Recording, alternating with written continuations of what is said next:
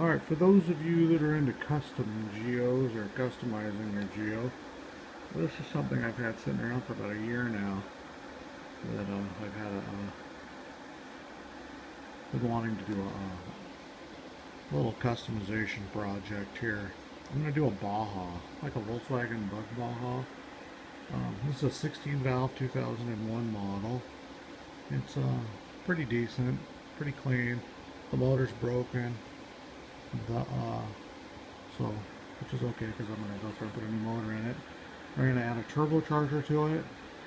I'm going to pull the fenders off of it. And I'm sorry about the camera here. I'd like to back up farther, but I'm on an iPhone and they don't zoom out any farther than that. But we're going to take the, I've got some 8-inch wheel spacers, so we're going to pull the wheels out, pull the fenders off, radius the back, cut that out so that's open, pull those tires out 8 inches, then do some offset wheels. We're going to get way out there. We're going to work these wheel bearings hard. We're going to put some 10-inch wide, or yeah, I think they're 10-inch wide off-road AT tires on it, so they look like off-road vehicle bridges.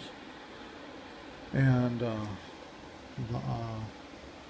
go with a roof rack of some sort that holds my camping tent.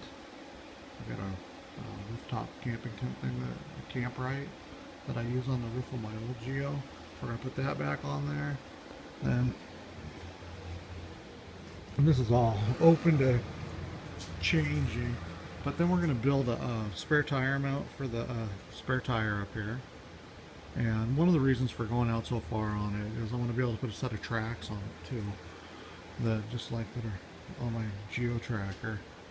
But I'm going to put a rack on the actual hatch back here, put the spare tire on it, and we're going to make that thing fold down over so the tire points down and touch or get real close to the ground, and have a staircase on the back of it, some kind of steps, keeping it as light as possible, that walk up to a roof rack platform so you can walk into the tent.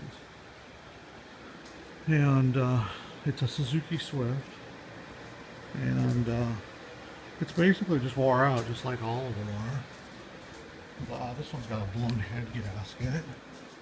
It's got 165, well, I think it's got 265 on it. 165 wouldn't be enough. Yeah, it's got 265,000 on it, but the interior still looks brand new. The seats are in great condition and stuff. Headliner's all there, which I'll probably mess up when we start doing the roof rack, because I'm gonna build my own roof rack this time instead of using a Yakima roof rack. And I'm gonna bolt it right into the roof. And I've done that a couple of times in the past, and everybody always gets all weird when you poke holes in the roof later when you want to sell them. But on this particular one, I don't even care. It works the very best, and it's so much less money. I can build a whole roof rack for $100 bill, and by the time you buy all the Yakima stuff, it seems like you spend $500–600. What else here? So we're going to do a blow-through turbocharger on it. So I've got a spare setup over here on the bench, and so we're going to take this intake manifold, and I'm going to weld up all the ports on it, so they're plugged for the map sensor and whatnot. And then we're going to put a flange on this, and I'm going to come over here and show you how we're going to do it here. So we're going to put a flange on here off this that replaces the throttle body here, so just this hose hooks up to it. Now we're going to bring this hose, we're going to take this hose and leave the stock one on here. Then this plastic one that's in here, we're going to come around in a metal tube. We're going to come around through here where the air cleaner is, take it out, and we're going to pass through, and there's no air conditioning on this car. So we're going to take this shield off, and we're going to pass through here. Then I'm going to take that throttle body, and I'm going to turn it around. So I'm going to spin it around.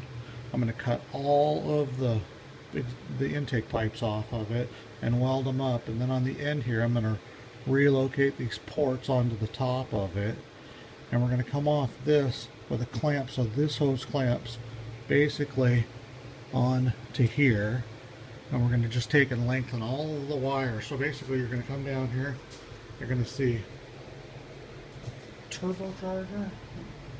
But a helicopter was landing. You're going to see a turbocharger, and then that stock throttle body, all inside the front bumper here. And there's no intercooler, no nothing. Just that. And with the exhaust manifold right here, we're going to build a custom pipe to come up and grab the turbocharger. And we're going to go right back into the stock exhaust system. And keep everything nice and short. And I'm going to come up off the block with a couple of brackets through this portion right here, just through the steel portion here, just to hold everything. And it should be super clean, super stout. I don't think we're gonna end up with any vibrations or anything. And then we'll use silicone connectors, hoses on it to take out some of the vibration and stuff, and engine movement mostly. But still, the turbocharger is bolted on and everything's just connected, so basically the whole unit needs to kind of move a little bit.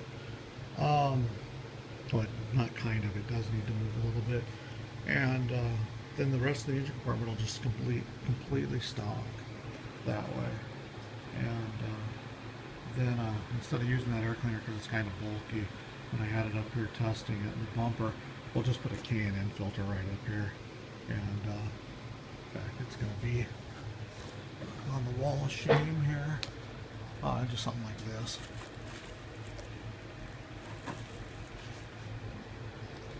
And that is that's it in a nutshell. Oh, and then actually, there's one other thing we're gonna do. I should have grabbed my drawing on my list. I'm gonna order up some Volkswagen Baja side Nerf bars. They call them sprint bars. You can Google them if you want. But they actually will bolt into the car right about there, and they come down, and on a Volkswagen they bolt into the frame on, or not the frame, but the floor pan. On a Volkswagen Bug, the body bolts to a floor pan. So we're going to come down, and then I'm going to make some kind of a, I think I'm just going to take like 1-inch channel, and, or not 1-inch channel, but 1-inch square tube. And I think what we're going to do is bolt it underneath, and then bolt it right to it. I might just bolt it right through the body. I'm not 100% sure on this yet. Yeah, I'm not 100% sure. I got to fit it up there and see how it actually fits. But it bolts in there, and then it comes down and goes down here. And the neat thing about that Nerf bar is it's supposed to come out a little bit and protect the rear tire from running directly into something. But it's mostly just for looks. But where it comes, I'm trying to do it with my hand here, where it comes down, then it comes out and it comes back into itself. So this part that comes out and then it goes up, it's got a crossbar that comes down that's outside here, and a 5-gallon jerry can fits in there. And I want to put a 5-gallon jerry can on both sides for fuel or water. And from there, it's kind of open. We've got a couple of different ideas, but I'm thinking about making the hatch open up to a little kitchen like the back of a teardrop trailer would have. And then underneath the cooking area and sink and stuff, when I open it up on one side of the hatch, we're going to have an ice cooler. And I've got one of those ones that's 12 volt that plugs in, so you can have ice in it, or 12 volt, or keep the ice frozen longer. And it's kind of sort of where we're headed with it, and it's probably going to get a backseat deletion, but that's not 100% yet. But I think the backseat's going to go away. What else are we going to do on it? I think that's pretty much good for now. I'm going to start now with just getting the motor apart and get that block board out, and we're going to put a set of titanium valves in it, and, or I should say I am, and going to update all the timing covers on it. Going to change the, put a set of pistons that I ordered in it and I'm changing the compression ratio 1 point on it. And I think that the rest of the motor we're just going to leave stock. Um, I have a set of rods, some CNC built rods, and I'm not sure that this justifies it because we're only going to go up to I think about 150 horsepower. So we'll see where that is. Like somewhere right in the 135 to 150 horsepower I think is going to be ideal. And I'm taking this transmission apart and I'm going to switch the final drive unit to the lowest one that I have. I want the absolute most torque because the tires that we're going to use are a little bit bigger, and I want to make up for that gear ratio being, for the tires being, raising the gear ratio. I'm going to lower it back down with the transmission because I don't want to lose fifth gear on the freeway, and I don't mind having a little lower first gear.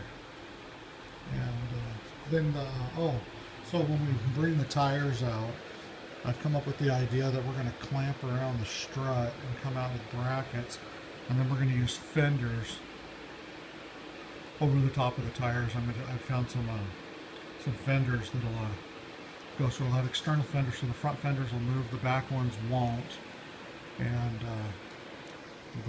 all the brackets are going to come down, and we're going to do a half moon, basically a piece of steel pipe cut in half, and then put onto the strut because it's perfectly round too, and then we'll hose clamp it at the top of the bottom, and we'll bring the steel brackets off to hold the fender so everything still has movement. And then of course these fenders will be gone out of the way. And I've got some of those big long LEDs, like I think they're 36-inch long LED lights, and then I've got some small ones, and I think what we're going to do is put one on the hood, so when the hood's closed there'll be a 36-inch LED across here. I think I'm going to hook that to the high beam relay, and then on this I think what we're going to do is pull these headlights out and mount LED off-road lights in there and hook those to the low beams, so they'll be adjustable, and we'll kind of go from there. And then I've got a couple of two bumpers to play with on the front here, but I want to see what the rest of this thing looks like when we get it all tore apart and start fitting things up there, because the front of a Geo is not a pretty vehicle, and I'm hoping that when we come down and the turbocharger's hanging out there, and then a steel tube bumper on the front of it, and I've got a winch for it, which might actually be too small, I'm not sure. I think it's a 2,000 pound one, and I bought it for an ATV, and I'm going to put it on